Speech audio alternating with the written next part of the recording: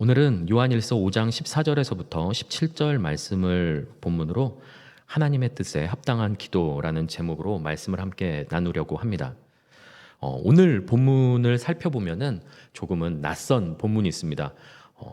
질문을 일으키기도 하고 때로는 두렵게 느껴지는 본문일지도 모르겠습니다. 16절과 17절 말씀 가운데 있는 내용인데요. 한번 읽어보도록 하겠습니다.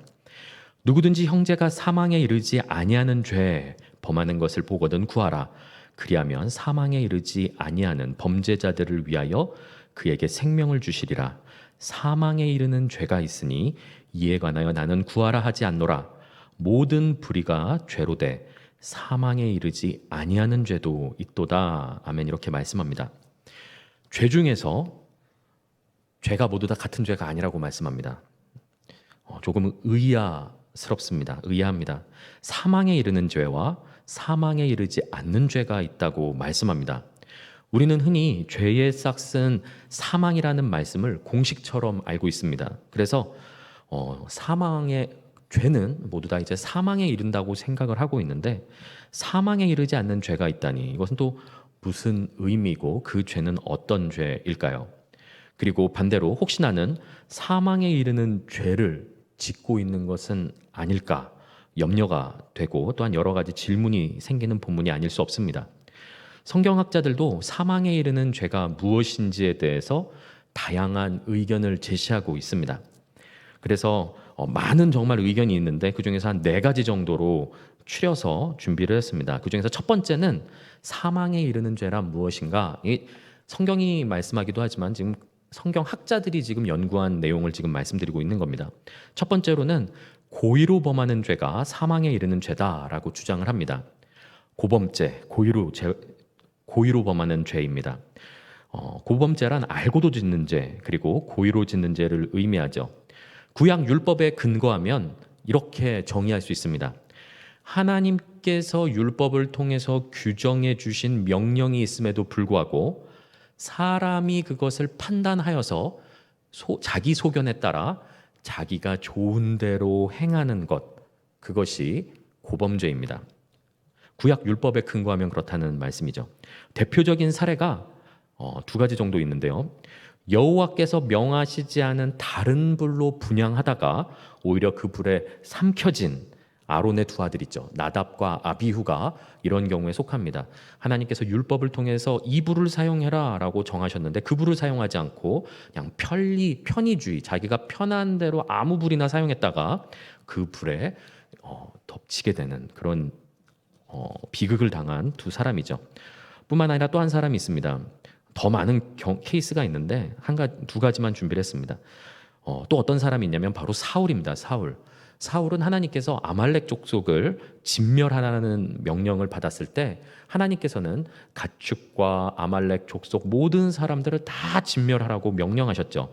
그런데 사울왕이 생각했을 때는 하나님의 명령이 자기 뜻에 맞지 않았습니다. 그래서 어떻게 하냐면은 기름진 소와 양을 숨겨두죠.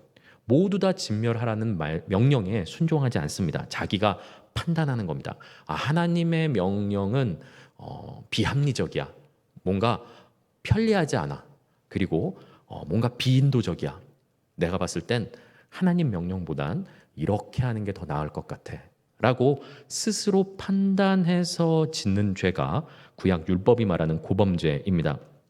그 마음 가운데 아무리 선의를 가지고 있다 하더라도, 아무리 좋은 의도를 가지고 있다 하더라도 하나님께서 명령하신 것을 어기고 내가 스스로 생각해서 하나님의 뜻을 변개하는 것, 그것이 고범죄라는 것이죠. 그것이 왜 무서운 죄이냐면은 그 순간 하나님의 명령을 자기가 재단을 하게 되는 것이죠. 그 순간 자신이 하나님보다 더 지혜로운 자가 되는 겁니다. 더 높은 존재가 스스로 되는 것이죠. 그래서 하나님보다 더 합리적인 것, 하나님이 말씀하신 것보다 더 효율적인 것, 그리고 더 실용적인 것, 그리고 이치에 맞는 것을 스스로 결정하게 되는 교만과 불순종의 죄를 범하게 됩니다. 그렇기 때문에 고범죄는 굉장히 구약 율법에서부터 엄히 다스리고 있는 죄이죠. 그래서 학자들은 고범죄가 사망에 이르는 죄일 것이다라고 주장을 합니다. 두 번째 또 다른 죄가 있습니다. 다른 죄목과 비교해서 무거운 죄가 바로 사망에 이른 죄다라고 말을 하는 겁니다. 무거운 죄 무엇이 있을까요? 예를 들어서 살인, 간음, 우상 숭배와 같이 가벼운 죄와 무거운 죄가 있는데 그 무거운 죄가 바로 사망에 이르는 죄다라고 이야기를 하는 것이죠. 주로 이거는 오래전 토마스 아퀴나스 시대 이후로부터 로마 카톨릭이 그 내부에서 정한 겁니다. 그래서 가벼운 죄, 무거운 죄 스스로 이제 정의를 한 것이죠. 그렇게 구분하면서 생겨난 의견입니다. 세 번째는 성령 모독죄입니다. 성령 모독죄. 성령 모독죄가 사망에 이르는 죄라고 주장합니다. 마가복음 3장 29절에서 예수님께서 하신 말씀에 근거해서 이렇게 생각을 하는 것이죠. 마가복음 3장 29절 말씀입니다. 누구든지 성령을 모독하는 자는 영원히 사하심을 얻지 못하고 영원한 죄가 되느니라 이렇게 말씀하십니다. 그래서 성령 모독죄 혹은 성령 회방죄가 사망에 이르는 죄다라고 학자들은 또 주장하기도 합니다. 네 번째가 있습니다. 믿음을 버리고 배교하는 것이 사망에 이르는 죄라고 주장합니다. 이 주장은 히브리서 6장 6절 말씀에 근거한 주장이죠. 히브리서 6장 6절에는 이렇게 말씀합니다.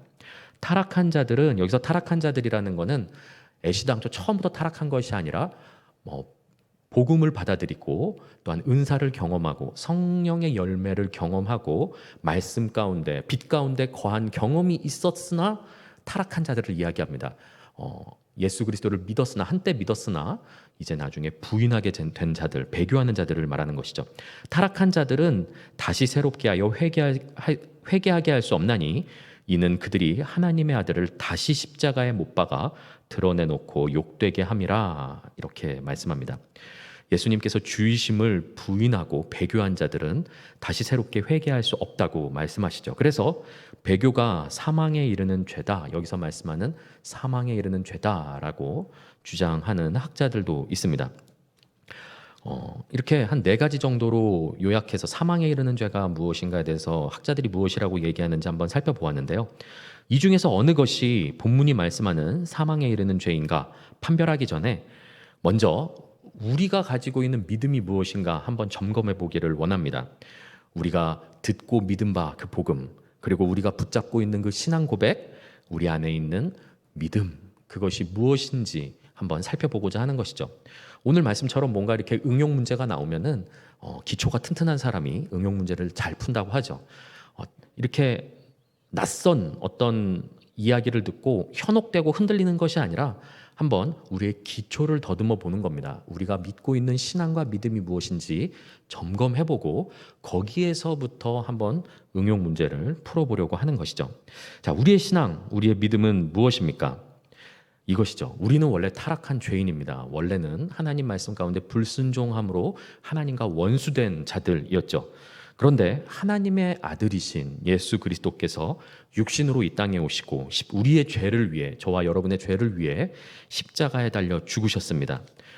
그리스도께서 십자가에 피를 흘리시고 죽으신 것은 다른 그 누구 때문이 아니라 바로 나의 죄 때문에, 나의 죄를 용서하시고 나를 구원하시기 위해, 그리고 여러분을 용서하시고 여러분을 구원하시기 위해 십자가에 달리신 것이죠. 우리는 바로 이 믿음으로 죄 용서함을 받고 구원과 영생을 얻었습니다. 따라서 그리스도의 십자가 보혈로 용서받지 못할 죄악은 없다는 것이죠. 자, 만약입니다. 만약 그렇다는 것이 아니라 만약입니다. 만약 그리스도의 십자가 보혈로 용서받지 못할 사람이 있다면 그 사람은 어떤 사람일까요? 예수님보다 큰 사람이겠죠. 예수님의 보혈의 피도 감당하지 못하는 아주 큰 사람, 예수님보다 큰 자는 예수님께서도 예수님의 희생으로도 어떻게 죄 용서함을 받지 못할 것입니다. 그런데 세상에 예수님보다 큰 자가 있습니까? 그렇지 않습니다. 예수의 이름보다 더 큰 이름을 주신 적이 없습니다. 하나님께서는. 따라서 모든 사람은 그리스도의 십자가 보혈로 용서받을 수 있습니다. 또 다른 만약입니다. 또 다른 만약인데요. 만약 그리스도의 십자가 보혈로 용서받지 못할 죄목, 아까는 사람이었다면 죄목이 있다면, 죄가 있다면, 예수 그리스도께서 용서하지 못하시는 죄가 있다면, 예를 들자면 아까 두 번째로 말씀드렸던 토마스 아퀴나스 이후에 로마 카톨릭이 이렇게 정한 가벼운 죄와 무거운 죄에서 그 무거운 죄에 속하는 그 무거운 죄를 그리스도의 피로 만약에 용서하지 못한다면 그리스도의 보혈의 능력은 제한적인 것이죠. 제한적인 것. 그리고 경우에 따라서는 무능력한 것입니다. 무능력한 것. 내가 짓는 사소한 죄, 작은 죄는 용서해 주시는데 살인, 음란, 우상숭배 이러한 죄는 회개해도 용서되지 않는다. 그렇게 된다면 보혈의 능력 없는 것이죠. 무능력한 겁니다. 경우에 따라서는 용서하지 못한다면 무능력한 것입니다. 그러나 우리는 구약 성경을 통해서 이미 이렇게 살인자, 간음자들이 용서받은 사건을 알고 있습니다. 다윗 어떻습니까? 다윗은 간음과 동시에 살인을 교사한 살인자였습니다. 모세는 어떻습니까? 모세는 40세에 자기 동족을 위해서 이집트인을 죽였죠. 돌로 쳐 죽인 경험이 있는 사람입니다. 살인자였습니다. 과연 예수의 피가 살인자와 간음자를 용서하지 못하겠습니까? 그렇지 않다는 것입니다. 만약에 그렇게 생각하는 것은 우리 안에 내주하시는 그리스도의 영이신 성령을 모독하는 것과 다를 바가 없습니다. 예수 그리스도의 피를 과소평가하는 것이며 예수님을 모독하는 것이죠. 그 피가 능력 없다라고 고백하는 것, 믿는 것, 불신하는 것과 다를 바가 없습니다. 따라서 그리스도의 보혈로 지우지 못할, 용서하지 못할 죄악이 없습니다. 육체로 이 땅에 오셔서 십자가에 달리셨지만 예수님은 근본 하나님의 본체이십니다. 피조 세계를 창조하신 창조주이시자 통치하시는 통치자이시죠. 그리고 마지막 날에 심판자로 오실 심판주이십니다. 신이십니다. 신 하나님. 그 하나님이 피조물인 인간의 죄를 위해서 십자가에 달리신 것이 십자가 사건의 본질입니다. 그 보혈의 능력과 가치에 있어서 모든 세대를 걸쳐 모든 인류의 모든 죄에 대해서 남김없이 죄값을 치르고도 한참 남을 수 있는 가치가 예수 그리스도 보혈에 있다는 뜻입니다. 하나님께서는 인간의 죄값을 치르기 위해서 그리스도의 보혈이라는 어마어마한 오버페이를 하신 겁니다. 오버페이를 하신 겁니다. 진짜. 그리스도의 보혈로 사하지 못할 죄란 없습니다. 용서받지 못할 사람도 없죠.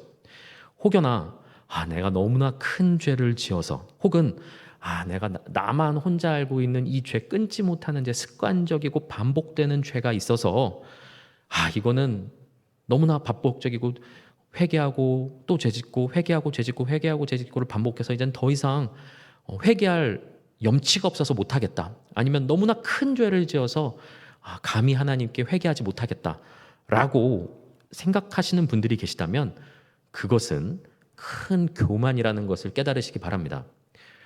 제가 굳이 표현하기는 좀 그렇긴 하지만 올바른 비유인지는 모르겠지만은 예수 그리스도의 피는 하나님의 아들이 흘리신 보혈의 피입니다. 그 능력은 신의 피란 말입니다. 인간은 피조물입니다. 그 피조물을 만드신 신이 목숨까지 내어주신 그 희생, 그 제물이 직접 되어주셨는데 용서받지 못할 사람 그리고 죄악은 없다는 것이죠. 마치 우리의 그 죄의 존재와 우리가 지은 죄와 그리고 예수님께서 우리에게 베푸신 그 희생의 값어치와 가치는 하늘과 땅 차이입니다.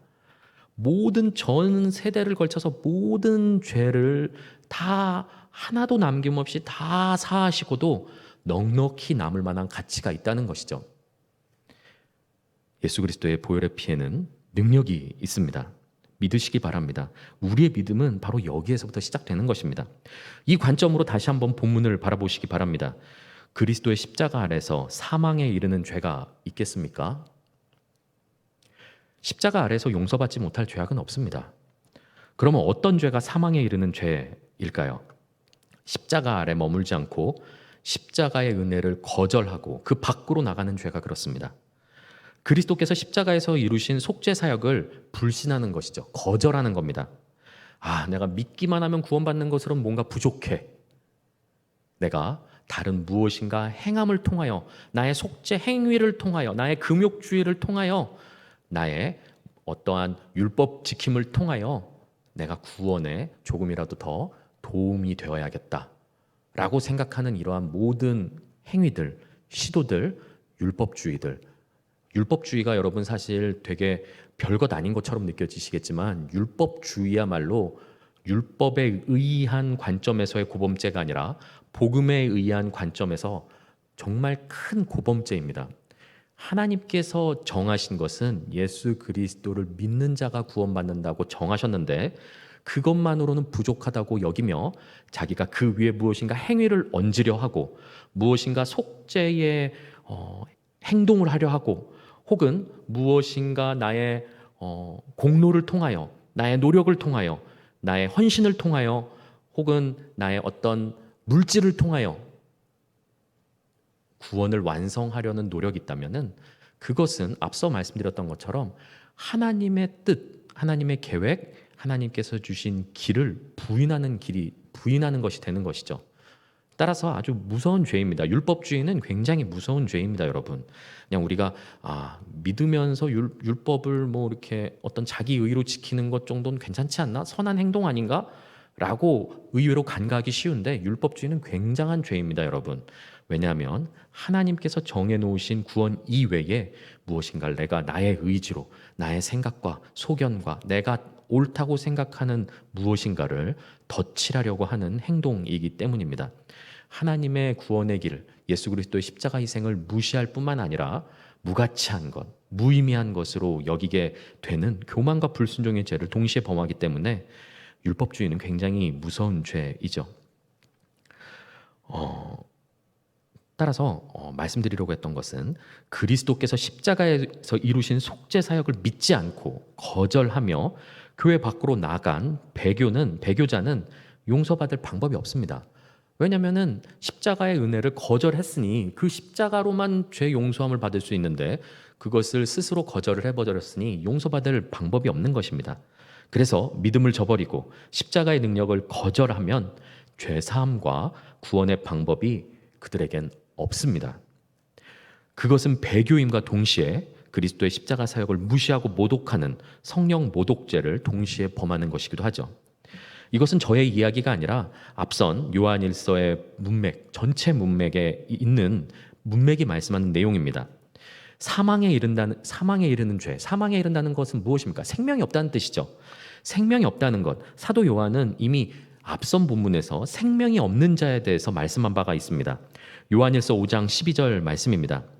아들이 있는 자에게는 생명이 있고 하나님의 아들이 없는 자에게는 생명이 없느니라, 이렇게 말씀합니다. 무슨 뜻입니까? 예수님께서 하나님의 아들이심을 인정하지 않는 자들에게는 생명이 없다라고 말씀합니다. 예수님께서 하나님의 아들이심, 예수님의 신성을 부인하는 자에게는 생명이 없다라고 말씀합니다. 생명이 없다는 건 사망에 이른다는 뜻이죠. 뿐만 아닙니다. 요한일서 4장 2절에서부터 3절 상반절 말씀에선 이런 말씀이 있었습니다. 이로써 너희가 하나님의 영을 알지니 곧 예수 그리스도께서 육체로 오신 것을 시인하는 영마다 하나님께 속한 것이요 예수를 시인하지 아니하는 영마다, 시인하지 않는다는 것은 육체로 오신 것을 시인하지 않는 영마다라는 뜻이죠. 하나님께 속한 것이 아니니 이것이 곧 적그리스도의 영이니라. 아멘. 이렇게 말씀합니다. 예수님이 하나님의 아들이심, 신성을 부인한 것뿐만 아니라 예수님께서 참 사람이심을 인정하지 않는 것, 성육신을 믿지 않는 자들 또한 하나님께 속한 자가 아니다라고 말씀합니다. 하나님께 속하지 않은 이들도 그 안에 생명이 없는 것이죠. 즉 예수님께서 참 사람이심을 믿지 않거나 예수님께서 하나님의 아들이신 것, 즉 참 하나님이심을 믿지 않는 자에게는 생명이 없습니다. 그들은 교회 안에 있어도 성도들과 영이 다르기 때문에, 믿는 바가 다르고 영이 다르기 때문에 삼위일체 하나님과 친밀한 교제를 나누지 못할 뿐만 아니라 성도 사이에서도 교제를 나누지 못하는 것이죠. 그래서 요한일서 2장 19절에서는 이렇게 말씀합니다. 그들이 우리에게서 나갔습니다. 이미 요한의 공동체에서 이런 이단들, 예수님의 인성이나 신성을 부인하는 이단들이 일어났다가 적응하지 못하고 나갔습니다. 말이 안 통하니까요. 영이 다르기 때문에 도저히 친밀한 교제를 누릴 수 없는 것이죠. 그래서 그들이 나갔습니다. 그들이 우리에게서 나갔으나 우리에게 속하지 아니하였나니 만일 우리에게 속하였더라면 우리와 함께 거하였으려니와 그들이 나간 것은 다 우리에게 속하지 아니함을 나타내려 함이니라. 아멘. 이렇게 말씀하죠. 예수님의 인성 혹은 신성을 부인하는 자는 예수님과 함께 교제 나눌 수가 없습니다. 이 공동체 안에 들어올 수가 없습니다. 결국 그들은 교회 밖으로 나가서 배교하게 되는 것이죠.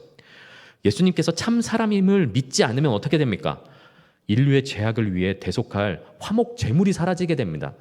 그 예수님의 인성을 부인하게 되면, 그래서 그 하나님이신데 이렇게 헛개비처럼 어떤 이렇게 환상이 보여졌을 뿐이지 진짜로 하나님이 오신 것이 아니다 하면서 이렇게 예수님의 인성을 부인하게 되면 재물이 부재해 버립니다. 재물이 없어지는 것이죠.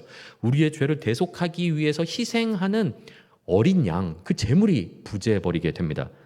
반대로 예수님의 신성을 부인하면 어떻게 됩니까? 사람이 사람의 죄를 사할 수 없습니다. 자기 죄도 지금 어떻게 사하지 못하고 지금 그렇게 살기도 급급한데 그 사람이 어떻게 모든 인류의 죄를 속할 수 있겠습니까? 따라서 예수님께서 하나님의 아들이심, 그 신성을 부인하게 되어버리면은 재물에 대한 자격 요건 미달이 됩니다. 따라서 예수님의 어떠한 부분, 그 성육신의 신성과 인성, 그 어느 한 부분이라도 부인하게 된다면은 우리의 죄 용서 그리고 구원, 영생의 문제는 모두 다 무너져 버리게 된다는 것이죠. 사단은 그래서 끊임없이, 마귀는 끊임없이 그래서 많은 이단들을 교회 안에서 일으켜 세우면서 예수님의 인성, 신성을 부인하거나 혹은 본인 스스로가 재림 예수라고 이야기하면서 성도들을 현혹시키려고 하는 것이죠. 예수 그리스도를 믿지 않는 죄, 그 죄야말로 바로 사망에 이르는 죄다라고 말씀드릴 수 있는 것입니다. 그러면 사망에 이르지 않는 죄는 어떤 죄일까요? 바로 그리스도를 믿는 성도가 자신의 연약함과 옛사람의 죄성으로 인해서 짓는 죄가 바로 사망에 이르지 아니하는 죄입니다. 왜 그렇습니까? 이제 믿는 그리스도를 믿으며 그 안에 십자가 보혈의 공로 아래에 있는 자들은 회개하면 그 죄악들을 용서받을 수 있게 됩니다. 자신의 죄가, 자신이 행한 그 불의가 죄라는 것을 깨달아 회개하면 모든 죄는 용서받을 수 있기 때문에 성도가 짓는 죄들은 사망에 이르지 않는 죄다라고 말씀드릴 수 있는 것입니다.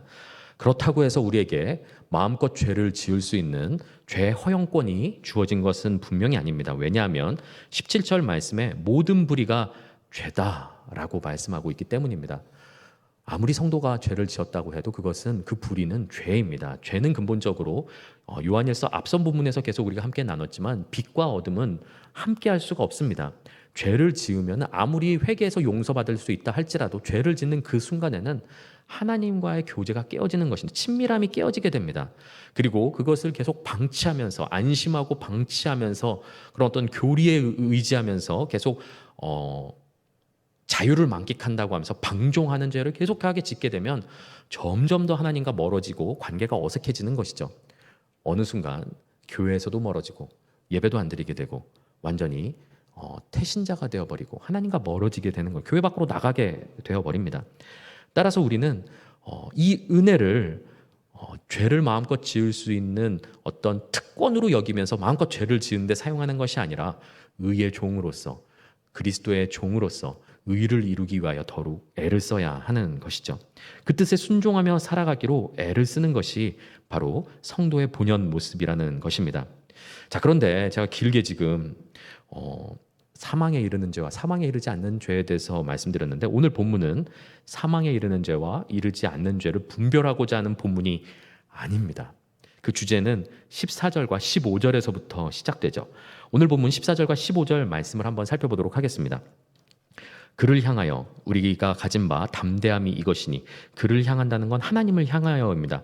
하나님을 향해서 우리가 어떤 담대한 믿음 그리고 신뢰함을 가지고 있습니다. 그것이 무엇이냐면 그의 뜻대로, 하나님의 뜻대로 무엇을 구하면 들으심이라. 하나님의 뜻대로 무엇이든지 기도하면 하나님께서 들으신다는 확신이 있다는 겁니다. 그런 담대함이 있다는 것이죠. 15절 말씀입니다. 우리가 무엇이든지 구하는 바를 들으시는 줄을 안즉 우리가 그에게 구한 그것을 얻은 줄을 또한 아느니라. 아멘. 이렇게 말씀합니다.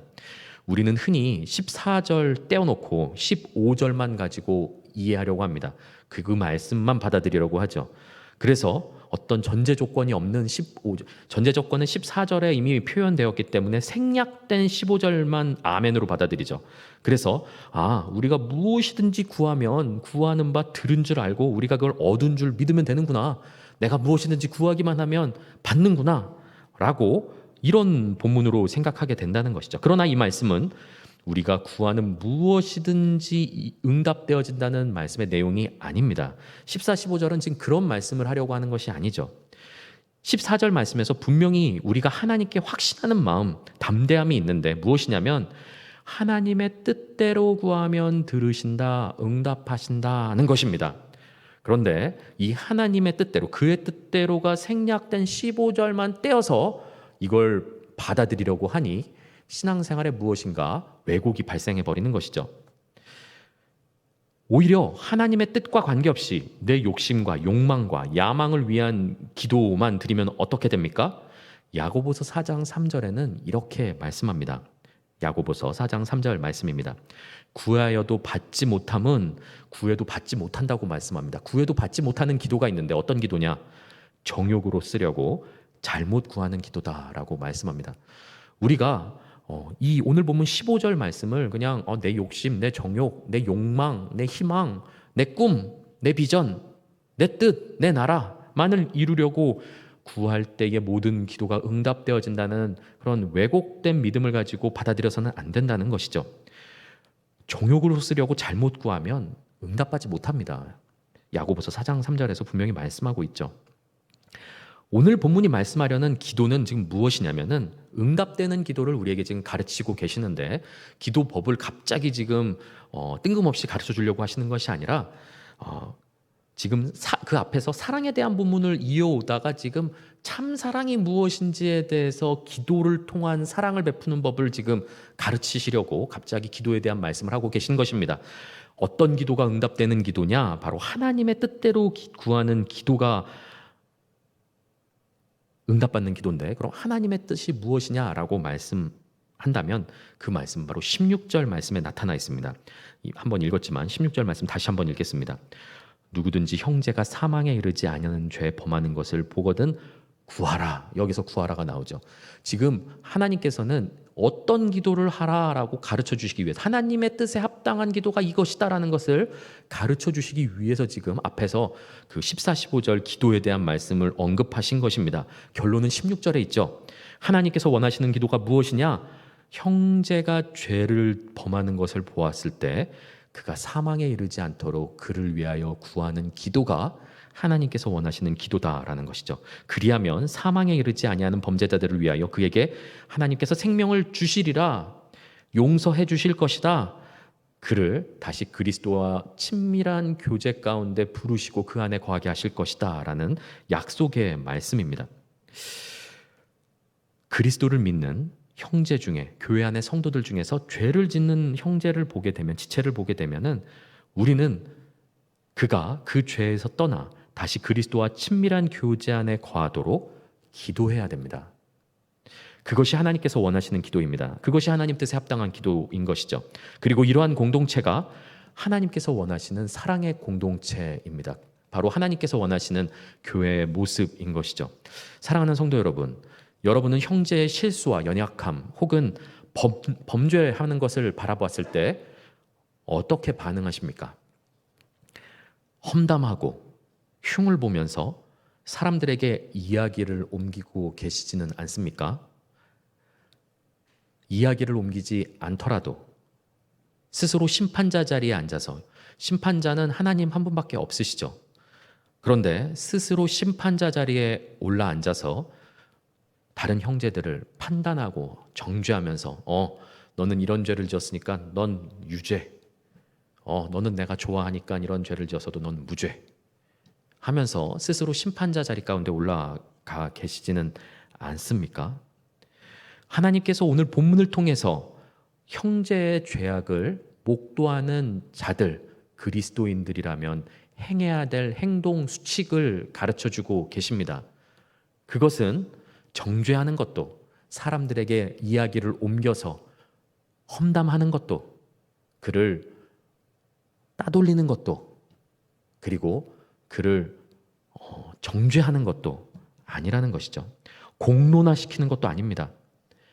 우리는 형제, 죄를 범하는 형제를 보았을 때 말하기를 그쳐야 합니다. 먼저 담임 목사님께서 지난주에 설교하셨던 것처럼 우리는 먼저 말하기를 그치고 침묵해야 됩니다. 말을 옮기지 말아야 됩니다. 그리고 그가 죄악에서 벗어나기를 위해 기도해야 하는 것이죠. 그를 위해 간절히 기도해야 됩니다. 그가 그 죄를 멈추고 다시 빛 가운데로 나올 수 있도록 그를 위해 기도하는 것, 그것이 바로 하나님께서 원하시는 공동체, 그리고 허다한 죄를 덮는 사랑으로 하나 되는 공동체를 이뤄가는 방법이라는 것이죠.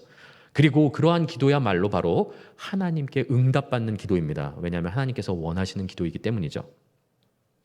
사랑하는 성도 여러분, 형제를 바라볼 때 관점을 좀 바꿨으면 좋겠습니다. 다른 형제들을 비난하고 정죄하는 것이 아니라 그의 약점과 죄악을 발견했을 때 아유, 저 사람이 저렇지 뭐 하는 것이 아니라 그 사람을 위해서 기도하시기 바랍니다. 하나님께 간절히 간구하십시오.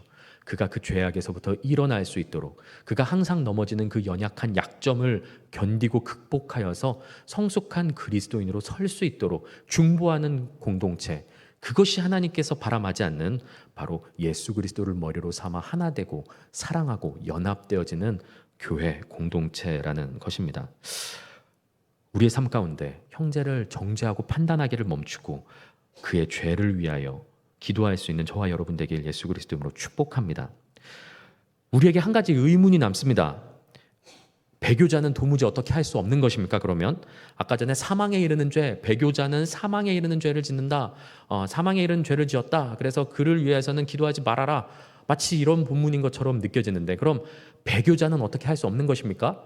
이 문제가 그냥 가족 중에 모두 다 교회를 잘 다니고 있으면 전혀 문제될 것이 없는 내용이지만, 혹여나 가족 중에 예수님을 믿다가 교회를 다니다가 실족하여서 교회에 떠나 있거나 혹은 어떤 이단 모임에 빠져서 방치되어져 있는 그러한 가족이 있는 사람들에게는 굉장히 가슴 아픈 본문이 아닐 수가 없습니다.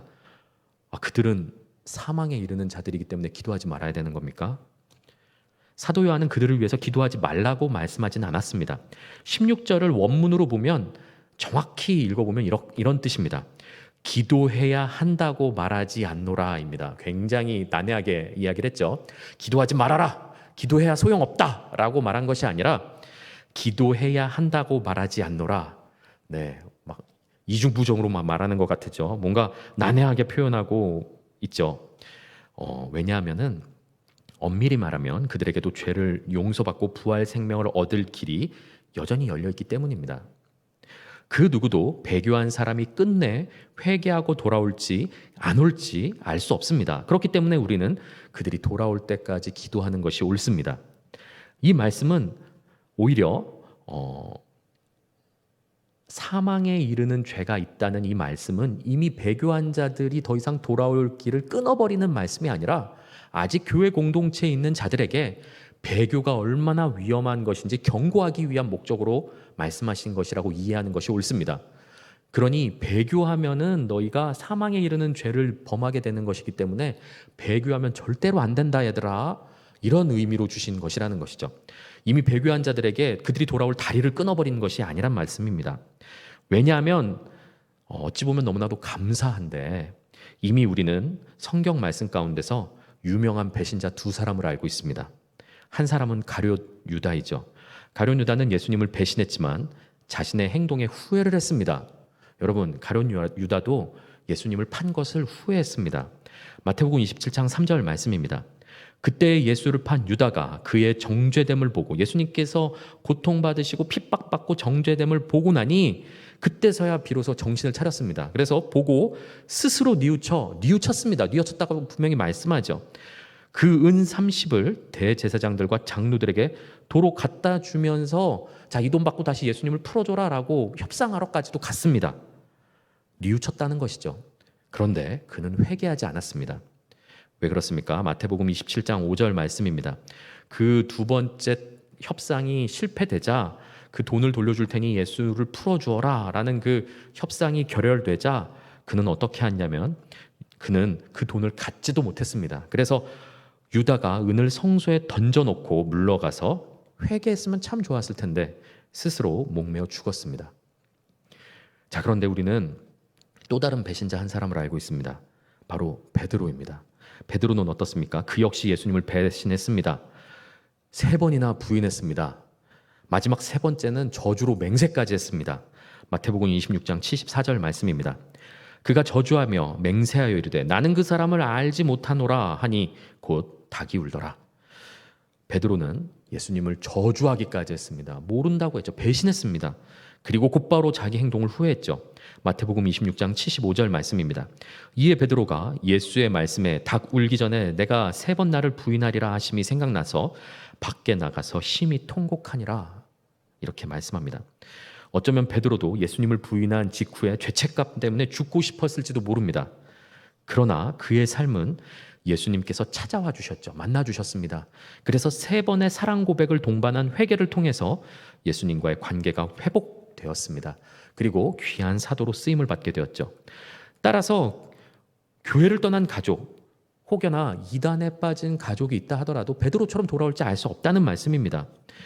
그래서 오늘 본문 때문에 낙심하지 마시기 바랍니다. 그들이 마침내 회개하여 베드로처럼 죽게 돌아와 죄 용서받기 그리고 관계 회복되기를 간절히 간구하십시오. 그것이 하나님 뜻에 합당한 기도입니다. 언제까지 기도하면 될까요? 응답될 때까지 기도하면 됩니다. 하나님 뜻에 합당한 기도다. 나의 기도가 지금 하나님 뜻에 합당한 기도다라는 믿음이 확실하시다면 그 기도는 이루어질 때까지 계속 기도해야 합니다. 만약 응답되지 않는다면 아직 충분히 기도하지 않은 것이죠. 기도는 응답될 때까지 하는 것입니다. 사랑하는 성도 여러분, 오늘 말씀을 통해서 하나님께서 원하시는 기도가 무엇인지 발견했습니다. 내 소원, 내 뜻대로 하는 기도가 아니라 하나님 뜻에 합당한 기도이죠. 그리고 그 하나님께서 원하시는 공동체가 무엇인지도 알게 되었습니다. 정죄하고 파당짓고 분열되어지고 나뉘는 정죄하는 그런 공동체가 아니라 죄 짓는 것을 보면 그를 위해서 기도하는 사랑으로 덮어주는 그러한 공동체가 하나님께서 원하시는 공동체라는 것입니다. 우리 교회가 형제의 허물을 발견하거든 그가 죄를 멈추고 빛 가운데로 다시 나올 수 있도록 기도하는 사랑의 공동체, 성숙한 믿음의 공동체 되길 예수 그리스도 이름으로 소망합니다. 오늘 말씀을 기억하시면서 그 믿음을 붙잡고 성도를 위해서 하나님의 뜻에 합당한 기도를 하는 저와 여러분 되시길 예수 그리스도 이름으로 축복합니다.